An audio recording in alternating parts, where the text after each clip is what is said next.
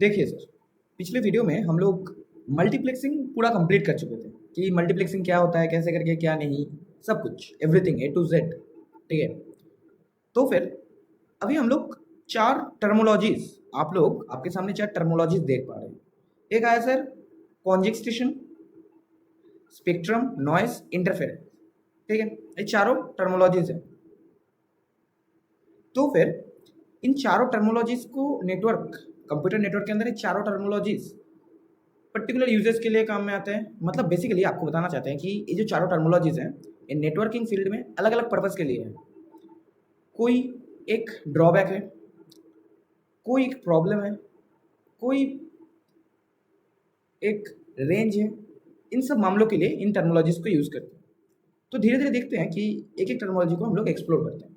जैसे करके कि अपने पास फर्स्ट है कॉन्जेंस्टेशन, कॉन्जेंशियन, सॉरी कॉन्जेंशियन। तो फिर इसका अगर देखने की कोशिश करें तो कॉन्जेंशियन क्या होता है कि network conjunction is a condition where too many packets are present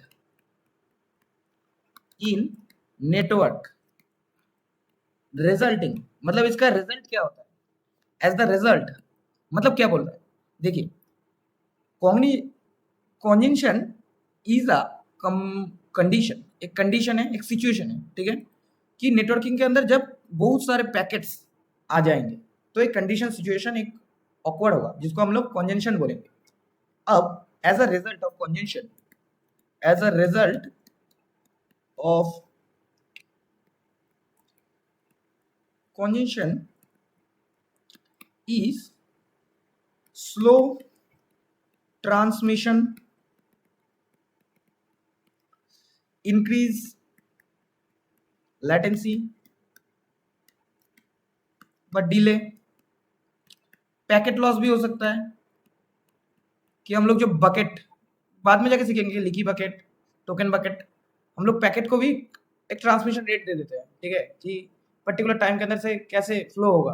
बहुत सारे पैकेट्स अगर ऑकवर्ड हो गए बट नेटवर्किंग के अंदर, बट वो जब एग्जीक्यूट होंगे वन बाय वन एग्जीक्यूट होंगे, तो उनके लिए जो अप्रोचेस हैं उन मामलों के लिए पैकेट लॉस हो जाएगा। देन थ्रूपुट, अपना जो है, अपना जो थ्रूपुट होगा वो रिड्यूस हो जाएगा। ये सबको इफेक्ट करेगा सर। अगर कॉन्जेंशन ऑकवर्ड्स हुआ तो फिर स्लो ट्रांसमिशन होगा, क्योंकि एक नेटवर्क के अंदर बहुत सारे पैकेट्स आ गए हैं तो स्लो ट्रांजेक्शन होगा। इंक्रीज लेटेंसी, मतलब उस नेटवर्क के अंदर से जितना डेटा पैकेट एट ए सेकेंड पर सेकेंड ट्रांसमिट हो पा रहा था उतना डेटा पैकेट ट्रांसमिट नहीं हो पाएगा, डिले हो जाए, डिले बढ़ जाएगा, डिले रेट, पैकेट लॉस हो सकता है। उसका कारण अभी बोला कि जब ट्रांसमिशन रेट लिमिटिंग वाला हम लोग जो एल्गोरिथम्स यूज करते हैं कि पैकेट बहुत सारे नेटवर्क के अंदर आ गए तो क्या हुआ, उसको हम लोग वन बाय वन एग्जीक्यूट करेंगे। एक क्यू के अंदर, एक वेटिंग क्यू के अंदर घुसा देते हैं, उसको वेट करता रहता है, जिसका टाइम जब आएगा, जिसका लाइन, जिसका बारी जब आएगा वो उस टाइम पे एग्जीक्यूट होगा। ऐसे करके हम लोग उसको हैंडल करते हैं। तब उस टाइम के लिए पैकेट लॉस हो जाएगा बहुत सारे। जब टाइम आउट हो जाएगा ना, एक टाइम पीरियड आउट रहता है कि इस टाइम पीरियड के अंदर इसको एग्जीक्यूट होना ही है, अगर कंप्लीट नहीं हुआ तो उसको मतलब साइड कर दिया जाएगा। तो उसको साइड कर दिया जाएगा उस टाइम में, क्योंकि बहुत टाइम डिले हो रहा है। थ्रूपुट रिड्यूस हो जाएगा कि जितना आउटपुट दे पा रहा है उतना आउटपुट नहीं दे पाएगा। ठीक है, ऐसे करके। तो इन सब सिचुएशंस, इन सब ड्रॉबैक्स ऑकवर्ड्स होते हैं अगर कॉन्जेंशन अगर ऑकवर्ड्स हुए। मतलब एक सिचुएशन होता है, एक कंडीशन होता है, ठीक है, नेटवर्किंग के अंदर, कि जब बहुत सारे पैकेट्स आ जाते हैं और कुछ नहीं। तो सिमिलरली नहीं, एक और तरह के अपने पास टर्मोलॉजीज है। देखिए स्पेक्ट्रम, बेसिकली स्पेक्ट्रम क्या होता है। Spectrum in networking is the range. ठीक है, spectrum is the range of frequencies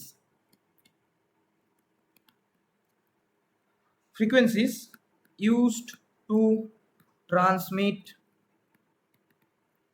data in wired and wireless communication systems। मतलब क्या है, देखिए स्पेक्ट्रम का मतलब है is the range of frequencies, मतलब एक कम्युनिकेशन सिस्टम है आपके पास, जैसे करके एक वायर्ड सिस्टम हुआ इथरनेट, एक वायरलेस सिस्टम हुआ ब्लूटूथ वाईफाई, ठीक है। तो इन सब मामलों में हम लोगों को एक रेंज सेट करना पड़ता है। आपका ब्लूटूथ का वर्जन जितना फोन में होगा उतना ही रेंज में आपको ब्लूटूथ को कैचिंग पावर मिलेगा, ठीक है। दो डिवाइसेस के बीच में जो ब्लूटूथ जो फ्रीक्वेंसी का जो कनेक्शन एस्टेब्लिश्ड होता है, उसका जो कैपेसिटी है, उसका जो कनेक्शन जो एस्टेब्लिश्ड हुआ है वो कितना रेंज तक हुआ है, ये जो रेंज है इसको हम लोग बोलते हैं spectrum.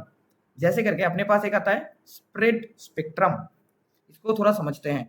Spread spectrum, basically spread spectrum क्या होता है? अपने बीच में जब भी कोई वायरलेस डिवाइसेस की बात करेंगे हम लोग, बेसिकली स्पेक्ट्रम की बात है वायरलेस डिवाइसेस के लिए आती है या वायरलेस कम्युनिकेशन के लिए आती है। क्यों आती है? देखिए, जब भी हम कोई स्पेक्ट्रम की बात करेंगे तब हम बात करेंगे कि कोई ट्रांसमिशन मीडियम है अपने पास, ठीक है। वो ट्रांसमिशन मीडियम के अंदर एक पर्टिकुलर रेंज दिया गया है या एक ट्रांसमिशन मोड है अपने पास, उसको एक पर्टिकुलर रेंज दिया गया है कि उस रेंज के अकॉर्डिंग, उस पर्टिकुलर एरिया के अकॉर्डिंग, ठीक है। जैसे हम लोग मैग्नेट में पढ़ते थे, क्या पढ़ते थे कि एक मैग्नेट है, लेट्स सपोज एक मैग्नेट है, ठीक है। तो फिर ये मैग्नेट का एक एरिया रहता है कि उस पर्टिकुलर, ये जो एरिया है मैग्नेटिक एरिया, ठीक है, मैग्नेटिक फील्ड, ये जो एरिया है इस एरिया के बीच में जो भी मेटल आएगा, हाँ, जो मैग्नेट से मतलब अट्रैक्ट होते हैं, उन तरह के मेटल्स जो भी आएगा वो इस एरिया के बाउंड्री में जब भी घुसेगा तो वो मैग्नेटिक फील्ड के अट्रैक्शन में आ जाएगा। ये जो रेंज है, ये जो फील्ड का जो रेंज है, एक रेंज होता है, ठीक है। ये जो रेंज होता है, इस रेंज को ही हम लोग बोल रहे हैं स्पेक्ट्रम। तो स्पीड स्पेक्ट्रम दो टाइप के होते हैं, ठीक है, दो टाइप के होते हैं। एक होता है फ्रीक्वेंसी होपिंग स्पीड स्पेक्ट्रम, मतलब अपने पास जो रैपिडली चेंज होने वाला सिग्नल्स होते हैं, जैसे ब्लूटूथ सिग्नल्स। ब्लूटूथ हम लोग किस लिए यूज करते हैं? स्पीकर कनेक्ट करने के लिए, हेडफोन कनेक्ट करने के लिए। अब हेडफोन के अंदर से कभी भी कांस्टेंट वे में सिग्नल्स नहीं जाते हैं, उधर कभी हाई कभी लो, कभी हाई कभी लो, ऐसे करके जाते हैं। तो इसमें जो एक पैटर्न हम लोग अडॉप्ट करते हैं, होपिंग पैटर्न, उसी पैटर्न के थ्रू हम लोग उस रेंज तक रीच करते हैं और उस पर्टिकुलर रेंज तक ही हम लोग उस ब्लूटूथ का जो कवरेज होता है, कवरेज बोलते हैं इसको, जो कवरेज होता है उस कवरेज को हम लोग यूज करते हैं, ठीक है। उसी तक उसका कवरेज है। तो स्पेक्ट्रम, स्प्रेड स्पेक्ट्रम का फंडा यही है कि एक नेटवर्क के अंदर, एक कम्युनिकेशन चैनल के अंदर कितना स्प्रेड हो पा रहा है, एक रेंज कितना डिसाइड हो रहा है, उसका ही बात हो रहा है स्प्रेड स्पेक्ट्रम। और अगर एक और तरह के होते हैं कि डायरेक्ट सीक्वेंस स्प्रेड स्पेक्ट्रम, वो क्या होता है कि अपना जो ओरिजिनल डेटा रहेगा वो multiplied by high speed separating code, वो बेसिकली सेपरेट कर देगा कोड को। जैसे अपने वाईफाई में होते हैं, क्या होते हैं वाईफाई में हम लोग क्या इस्तेमाल करते हैं? अपना डेटा को इस्तेमाल करते हैं। तो फिर एक आपका जो सर्वर है, आपको एक रेंज दिया गया है या आपको एक बाउंड्री दिया गया है, उस बाउंड्री के अकॉर्डिंग ही आप नेटवर्क को एक्सेस कर पा रहे हैं और इंटरनेट को इस्तेमाल कर पा रहे हैं। अब उस बाउंड्री को आप स्प्रेड करना चाह रहे हैं, मतलब बढ़ाना चाह रहे हैं, ठीक है। किस लिए, मतलब बढ़ाना किस लिए चाह रहे हैं कि आपका जो फोन का जो इंटरनेट है उसके साथ आपका लैपटॉप का भी इंटरनेट कनेक्ट करना है, ठीक है। तो उस टाइम पे आपको रेंज बढ़ाना पड़ेगा या एक हाई स्पीड स्प्रेडिंग कोड ऐसा जनरेट करना पड़ेगा कि दोनों डिवाइसेस को एक साथ, जो बैंड, लेट सपोज अपने पास अगर 3 MBPS अगर आ रहा है तो एक पर्टिकुलर मतलब शेयरिंग प्रोसेस, मतलब इसमें अगर लैपटॉप में आपका अगर ज़्यादा इस्तेमाल हो रहा है तो 2 MBPS लैपटॉप में शेयर हो रहा है और 1 MBPS फ़ोन के लिए हो रहा है। तो यही एक लिमिटेशन ला देता है और यही एक स्प्रेड स्पेक्ट्रम होता है कि वाईफाई के अंदर हम लोग जब वाईफाई को एक्सेस करते हैं तो फिर इंटरनेट मिलता है उधर से, इसी प्रोसेस में हम लोग को इंटरनेट मिलता है। मतलब एक पर्टिकुलर रेंज रहता है, वो जो रेंज रहता है उस रेंज को ही हम लोग बोलते हैं स्पेक्ट्रम, और कुछ नहीं। तो बेसिकली स्पेक्ट्रम दो प्रकार के हैं, ठीक है। और भी प्रकार के, मतलब मेन 2 टाइप्स के हैं। एक होता है रेडियो स्पेक्ट्रम, जो वायरलेस कम्युनिकेशन के लिए यूज होता है, ठीक है, कि रेडियो रेंज कितना रहेगा। ऑप्टिकल स्पेक्ट्रम, जो ऑप्टिकल फाइबर्स के लिए यूज होता है, ठीक है, फाइबर ऑप्टिक्स के लिए यूज होता है, ये सब। अभी स्पेक्ट्रम भी हम लोग खत्म कर चुके हैं, अभी देखेंगे हम लोग नॉइस। तो नॉइस क्या होता है? देखिए, पहले डेफिनेशन बताते हैं। Noise is an unwanted random signal that interfere with the original transmitted signal. Basically क्या होता है इधर?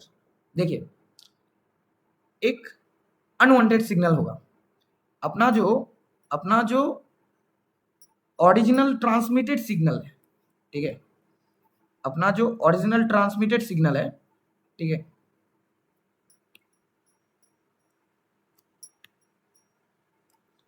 तो फिर एक ओरिजिनल ट्रांसमिटेड सिग्नल जा रहा है, ये अपना एक ओरिजिनल सिग्नल है। ये जो ओरिजिनल सिग्नल है, इस ओरिजिनल सिग्नल में एक ऐसा अनवांटेड रैंडम सिग्नल आ जाएगा, एक रैंडम पार्ट आ जाएगा जो इंटरफेयर कर देगा ओरिजिनल सिग्नल के ट्रांसमिशन पर, ठीक है। तो फिर क्या होगा, ये जो अनवांटेड सिग्नल आया ओरिजिनल सिग्नल के ट्रांसमिशन पर इंटरफेयर कर दिया, तो ये इफेक्ट करेगा ट्रांसमिशन टाइम में, मतलब ट्रांसमिशन जब होगा तब इफेक्ट होगा। डिस्टोर्शन होगा, डिस्टोर्शन का मतलब, डिस्टोर्शन होगा मतलब क्या होता है, डिस्टोर्शन का मतलब कि जो सिग्नल्स अपना जा रहे हैं उसका जो इंटीग्रिटी है वो मेंटेन नहीं रहे, ठीक है, यही बात। लॉस ऑफ इंफॉर्मेशन, इंफॉर्मेशन भी लॉस हो सकते हैं कि सिग्नल का जो डेटा है, सिग्नल जो डेटा उसको कन्वर्ट करने के बाद जो डेटा मिलना चाहिए वो अनवांटेड सिग्नल उसको इफेक्ट कर चुका है, इसीलिए उसका डेटा भी चेंज हो सकता है, ठीक है। तो इसमें अगर देखने की कोशिश करें अनवांटेड पार्ट सर ये रेड वाला पार्ट है, ठीक है। तो इसको ही हम लोग बोलते हैं कि आफ्टर ऑल नॉइज होता है, नॉइज। तो ये नॉइज कैसे ऑक्यूपाई होता है, यही बताने के लिए कि नॉइज, देखिए आपके कारण से नॉइज नहीं होगा।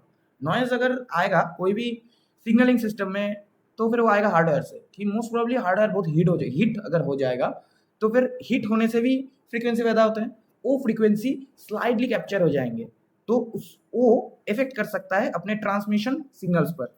और भी बहुत सारे फैक्टर्स होते हैं, जैसे लाइटनिंग जब होता है, मतलब जब बारिश होती है, जब बाज गिरता है, मतलब जब बादल गरजते हैं, तो उस टाइम में जब लाइटनिंग होता है तो उसके इफेक्ट से भी कभी कभार नॉइस क्रिएट हो सकता है, ठीक है। इलेक्ट्रिकल कोई भी डिवाइस के थ्रू जहां से पावर सप्लाई हो रहा है, इलेक्ट्रॉनिक्स वेव उधर से जनरेट हो सकते हैं जो एक नॉइस होता है, ठीक है।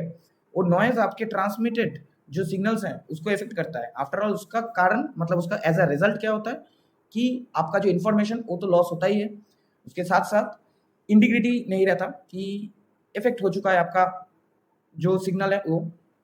ये सब मेंटेन करने के लिए, ये सब अगर हम लोगों को अगर नॉइस को प्रिवेंट करना है, प्रिवेंशन करना है, तो फिर हम लोगों को ये सब मामलों के ध्यान रखना है कि अपना हार्डवेयर को एक कूलिंग सिस्टम हार्डवेयर को प्रोवाइड करना है, ठीक है। लाइटनिंग मतलब लाइटनिंग का मतलब इधर बोलना चाहते हैं कि आपको अर्थिंग वगैरह जो है आपको अच्छा रखना होगा, कि अगर बादल गरजे लाइटनिंग हुआ तो फिर आपको सिस्टम में कोई इफेक्ट नहीं होना चाहिए, अनवांटेड कोई नॉइज नहीं आना चाहिए, फ्रीक्वेंसी नहीं आना चाहिए, सिग्नल्स नहीं आना चाहिए, ठीक है, यही बात है। इलेक्ट्रॉनिक नॉइज जहाँ से पावर सप्लाई हो रहा है, कहीं पे अगर ऐसा नॉइज डिटेक्ट हो रहा है तो नॉइज डिटेक्शन हम लोगों को सिस्टम बैठाना पड़ेगा। ये सब थोड़ा अगर मेंटेन करें तो फिर हम लोग नॉइज को इजीली प्रिवेंट कर सकते हैं। बट नॉइज होता है यही कि आप जो भी डेटा ट्रांसमिट कर रहे हैं एज अ सिग्नल, उस सिग्नल के बीच में कोई अनवांटेड सिग्नल आ गया जो आपका ट्रांसमिशन सिग्नल्स को पूरा पूरी चेंज कर देगा, यही इफेक्ट करता है। अगर लास्ट है अपने पास, क्या है सर, इंटरफेरेंस। इंटरफेरेंस क्या होता है, इज अ डिसरप्शन। इंटरफेरेंस एक तरह का डिसरप्शन होता है, ठीक है। देखिए सब कुछ लिखे हैं, ये भी लिखते हैं। इंटरफेरेंस, इंटरफेरेंस, तो इंटरफेरेंस क्या होता है, is the disruption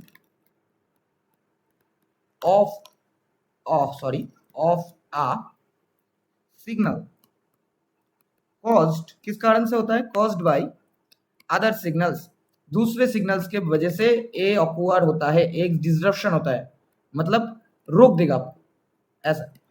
using the same और फ्रीक्वेंसी बैंड्स, मतलब क्या हो रहा है कि आप जो एक सिग्नल भेज रहे हैं उस सिग्नल के ऊपर बाहर से कोई एक नियर बाई फ्रीक्वेंसी बैंड वाला सिग्नल इंटराप्ट कर दिया, इंटरफेयर कर दिया, हाँ। तो फिर इन सब मामलों के लिए जो डिसरप्शन ऑक्यूपाई होता है, ऑकवर्ड होता है, तो उसको हम लोग बोलते हैं इंटरफेरेंस, ठीक है। इट इज रिड्यूस, जो अपना सिग्नल्स होते हैं उसका क्लैरिटी को रिड्यूस कर देते हैं, कॉज डेटा लॉस, डेटा भी लॉस करते हैं, ये सब करते हैं सर। बेसिकली अपना जब हम लोग जब टेलीकॉलिंग करते हैं तब कभी कभार देखिएगा कि आप जिसको कॉल कर रहे हैं उसको नहीं लगता कि दूसरे नंबर पे लग गया है, या ठीक से बातों को सुनाई नहीं दे रहा, तो यही इंटरफेरेंस होते हैं कि जो नियर बाई फ्रीक्वेंसी बैंड्स होते हैं उसके बीच में मिसप्लेस्ड हो जाता है, या एक दूसरे को इफेक्ट कर दिया जाता है, ठीक है। कोई एक अदर फ्रीक्वेंसी बैंड कोई आपके बैंड को या आपका जो सिग्नलिंग का जो चैनल है उस सिग्नल को, ठीक है, कॉलिंग सिग्नल को, उसको इफेक्ट कर दिया है, तो इसीलिए उधर एक इंटरफेयर करने वाला सिचुएशन आ गया है जिसको हम लोग बोलते हैं इंटरफेरेंस, यही है और कुछ नहीं है। तो ये चारों टर्मोलॉजीज आपको क्यों जानना है? ये चारों टर्मोलॉजीज आपको जानना है कि बेसिकली कंपिटिटिव एग्जाम के लिए, गेट के लिए, एमसीक्यू टाइप के क्वेश्चंस के लिए ये टर्मोलॉजीज आपको जानना है, क्योंकि आपको जब थ्योरी पढ़ना है, बड़ा बड़ा थ्योरी, कोई मैकेनिज्म पढ़ना है नेटवर्किंग के अंदर, तो हर किसी के ड्रॉबैक में, हर किसी के अचीवमेंट में इन सब टर्मोलॉजीज को इस्तेमाल होगा। क्योंकि पिछले वीडियो में हम लोग देखे थे कि जब हम लोग कोई सिस्टम पढ़ रहे थे, जैसे कि डेटा लिंक लेयर में, जा उधर का एक ड्रॉबैक होता है इंटरफेरेंस, जहाँ पे इंटरफेरेंस को हम लोग हैंडल करना पड़ता है। तो जब आपको कोई पूछेगा कि इंटरफेरेंस को कैसे हैंडल किया जाता है, तो आपको तो जानना पड़ेगा इंटरफेरेंस क्या होता है। तो इसीलिए इन चारों टॉपिक्स को एक साथ कवर किए हैं और कुछ नहीं है सर। ठीक है, थैंक यू, मिलते हैं नेक्स्ट वीडियो में।